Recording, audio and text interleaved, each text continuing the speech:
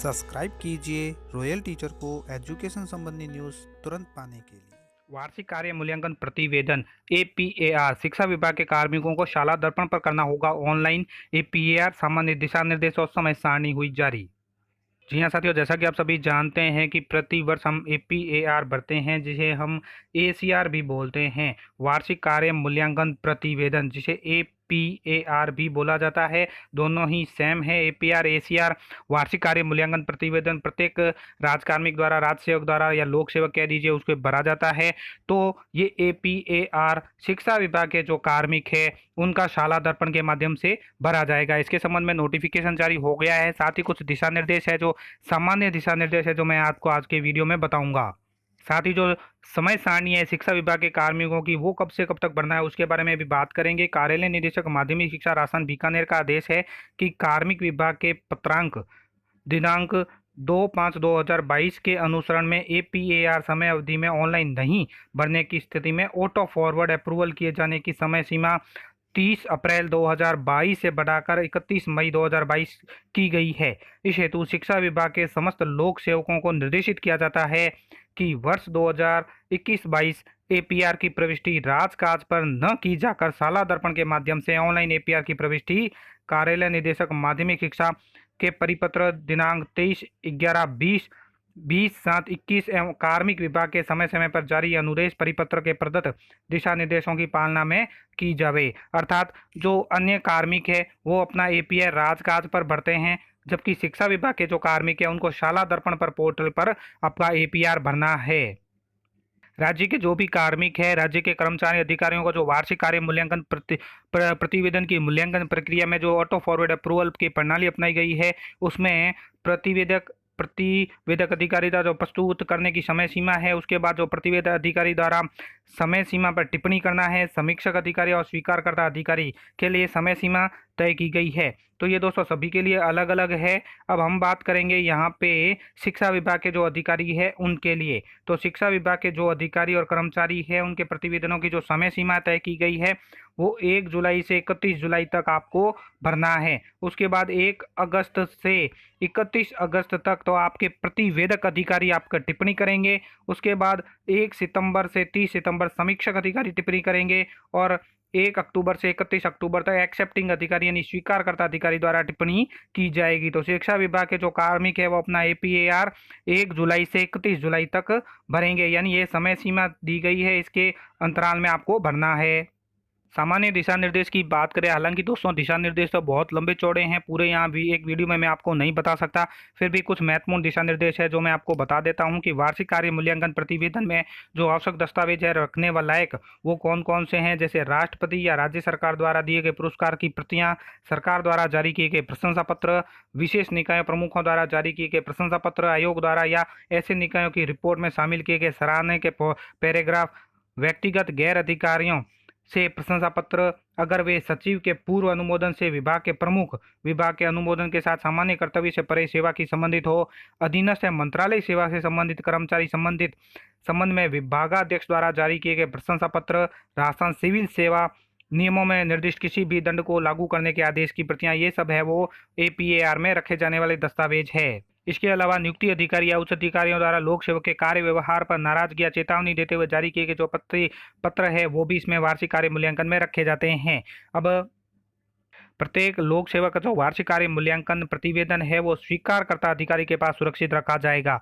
APR की duplicate प्रतियां रख रखाव वांछित नहीं है। हालांकि यह प्रतिवेदन की प्रतियों को बनाए रखना आवश्यक है, तो कार्मिक विभाग की निर्दिष्ट स्वीकृति लेनी होगी। अपूर्ण प्रतिवेदन प्राप्त होने पर संबंधित प्रतिवेदक या समीक्षक अधिकारी को वापस दिया जाए। अपूर्ण प्रतिवेदन किसी भी स्थिति में स्वीकार नहीं किया जाए। किसी मृत कर्मचारी से संबंधित प्रदर्शन उसकी मृत्यु तारीख से 2 वर्ष की अवधि के बाद नष्ट किया जा सकता है।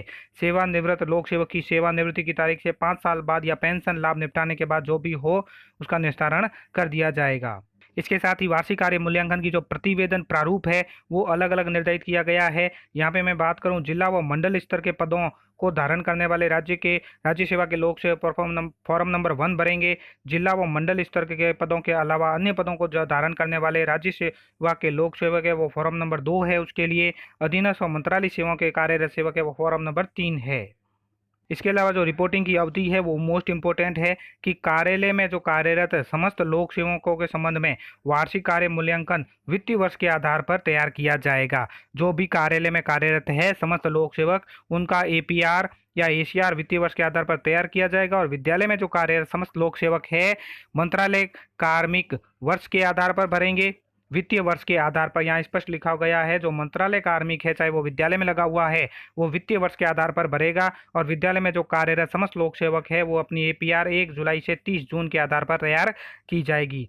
यदि किसी लोक सेवक से संबंधित प्रतिवेदन अधिकारी के अधीन सुपरविजन में न्यूनतम 3 माह की अवधि में कार्य नहीं किया है तो संबंधित लोक सेवक की एपीआर तैयार नहीं की जाएगी। साथ ही किसी कर्मचारी की एक ही वर्ष में अवधि में एक ही, ध्यानपूर्वक सुनिए दोस्तों, किसी कर्मचारी, अगर कोई ऐसा कर्मचारी है कि एक ही वर्ष की अवधि में भिन्न भिन्न नियंत्रण अधिकारी के अधीन 3 माह की अधिक सेवा होने पर 2 या 2 से अधिक प्रतिवेदन भी हो सकते हैं, लेकिन इनमें से पहला प्रतिवेदन उस नियंत्रण अधिकारी के स्थानांतरण के तत्काल बाद का होना चाहिए। वर्ष के अंत की प्रतीक्षा नहीं करनी है। यदि वर्ष के अंत में मध्य में समीक्षक अधिकारी स्वीकारकर्ता अधिकारी परिवर्तित हुए हैं लेकिन प्रतिवेदक अधिकारी वही रहते हैं तो नए सिरे से प्रतिवेदन लिखने की आवश्यकता नहीं है। यदि रिपोर्टिंग अवधि में एक से अधिक समीक्षक रहते हैं तो अंत में आए अधिकारी द्वारा प्रतिवेदन की समीक्षा की जाएगी, लेकिन शर्त यह है कि उस अधिकारी से संबंधित कार्मिक के कार्य में कम से कम 3 माह की सुपरविजन किया गया हो। यदि ऐसा नहीं है तो पूर्व में समीक्षा अधिकारी का प्रतिवेदन मान्य होगा, लेकिन जहां भी शर्त कम से कम 3 माह की सुपरविजन की रहेगी। एपीआर भरते समय प्रत्येक पृष्ठ पर लोक सेवक का नाम, पद, विषय, यदि कोई हो तो जन्म तिथि, मूल्यांकन वर्ष, एम्प्लॉय आईडी, हस्ताक्षर आदि अवश्य अंकित करने हैं।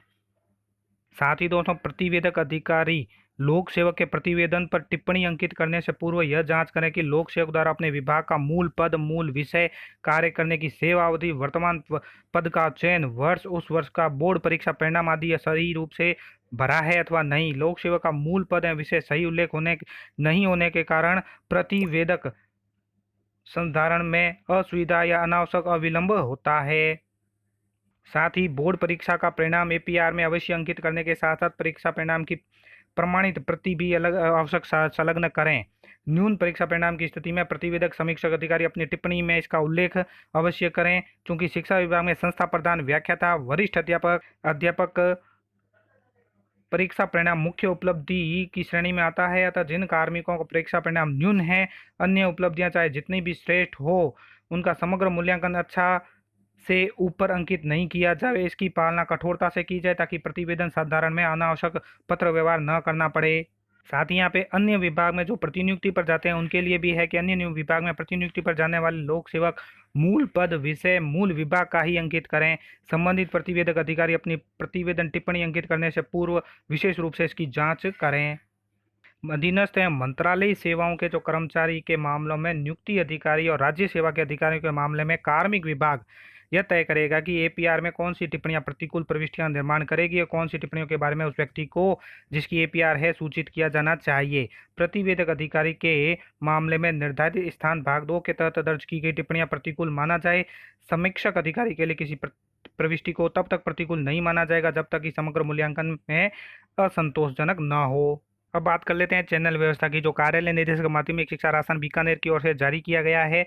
चैनल व्यवस्था, उस चैनल व्यवस्था के अनुसार लोक सेवकों के जो प्रतिवेदक अधिकारी, समीक्षक अधिकारी या स्वीकारकर्ता अधिकारी है वो कौन कौन होंगे। तो यहाँ पे बात करें राजकीय माध्यमिक, उच्च माध्यमिक विद्यालय में कार्यरत समस्त तृतीय श्रेणी अध्यापक लेवल 1, 2, शारीरिक शिक्षक तृतीय श्रेणी, पुस्तकालय अध्यक्ष तृतीय श्रेणी, कनिष्ठ सहायक, प्रयोगशाला सहायक ग्रेड तृतीय, तो उसके संस्था प्रधान है वो प्रतिवेदक अधिकारी होंगे। समीक्षक अधिकारी या मुख्य ब्लॉक शिक्षा अधिकारी और जिला शिक्षा अधिकारी है वो एक्सेप्टिंग अधिकारी होंगे। इसी प्रकार जो राजकीय प्राथमिक एवं उच्च प्राथमिक विद्यालय में कार्यरत समस्त अध्यापक लेवल 1, 2 प्रबोधक ग्रामीण क्षेत्र में है तो वो पीओ, सीबीओ और डीओ है वो एक्सेप्ट प्रतिवेदक, समीक्षक और स्वीकारकर्ता अधिकारी रहेंगे। राजकीय उच्च प्राथमिक विद्यालय में कार्यरत जो ग्रामीण क्षेत्र में है शारीरिक शिक्षक ग्रेड द्वितीय, तो उसमें भी पीओ, सीबीओ और सीडीओ रहेंगे अधिकारी। राजकीय प्राथमिक उच्च प्राथमिक विद्यालय में कार्यरत समस्त अध्यापक लेवल 1, 2 शहरी क्षेत्र में, तो इसमें अतिरिक्त मुख्य ब्लॉक शिक्षा अधिकारी, प्रथम मुख्य ब्लॉक शिक्षा अधिकारी और जिला शिक्षा अधिकारी रहेंगे। इसी प्रकार राजकीय उच्च माध्यमिक विद्यालय में कार्यरत समस्त शिक्षक, शारीरिक शिक्षक तृतीय श्रेणी शहरी क्षेत्र में, अतिरिक्त मुख्य ब्लॉक शिक्षा अधिकारी, मुख्य ब्लॉक शिक्षा अधिकारी, जिला शिक्षा अधिकारी। राजकीय उच्च माध्यमिक विद्यालय में कार्यरत वरिष्ठ अध्यापक जो ग्रामीण क्षेत्र में है, पीओ, सीबीओ और संयुक्त निदेशक। शहरी क्षेत्र में जो उच्च प्राथमिक विद्यालय में कार्यरत समस्त वरिष्ठ अध्यापक है, अतिरिक्त मुख्य ब्लॉक शिक्षा अधिकारी और संयुक्त निदेशक। इसी प्रकार दोस्तों राजकीय माध्यमिक उच्च माध्यमिक विद्यालय में कार्यरत समस्त वरिष्ठ अध्यापक, शारीरिक ग्रेड द्वितीय, पुस्तकालय अध्यक्ष ग्रेड द्वितीय, वरिष्ठ सहायक, प्रशासनिक अधिकारी, प्रयोगशाला सहायक, उसके लिए संस्था प्रधान, मुख्य ब्लॉक शिक्षा अधिकारी, संयुक्त निदेशक संभाग। राजकीय उच्च माध्यमिक विद्यालय में कार्यरत समस्त व्याख्याता, शारीरिक शिक्षक ग्रेड प्रथम, पुस्तकालय अध्यक्ष ग्रेड प्रथम, तो संस्था प्रधान, मुख्य ब्लॉक शिक्षा अधिकारी और निदेशक माध्यमिक शिक्षा। राजकीय माध्यमिक और उच्च माध्यमिक विद्यालय में कार्यरत समस्त अध्यापक और प्रधानाचार्य के लिए मुख्य ब्लॉक शिक्षा अधिकारी, मुख्य जिला शिक्षा अधिकारी और निदेशक माध्यमिक शिक्षा। ये थे कुछ दिशा निर्देश जो सामान्य एपीआर के संबंध में और चैनल व्यवस्था जो मैंने आपको दिखाई। उम्मीद है दोस्तों ये वीडियो आपको पसंद आई होगी। वीडियो पसंद आए तो जरूर लाइक, शेयर और सब्सक्राइब कीजिए। पास में आने वाले घंटी के बटन को जरूर दबाएं एजुकेशन संबंधी न्यूज़ तुरंत पाने के लिए।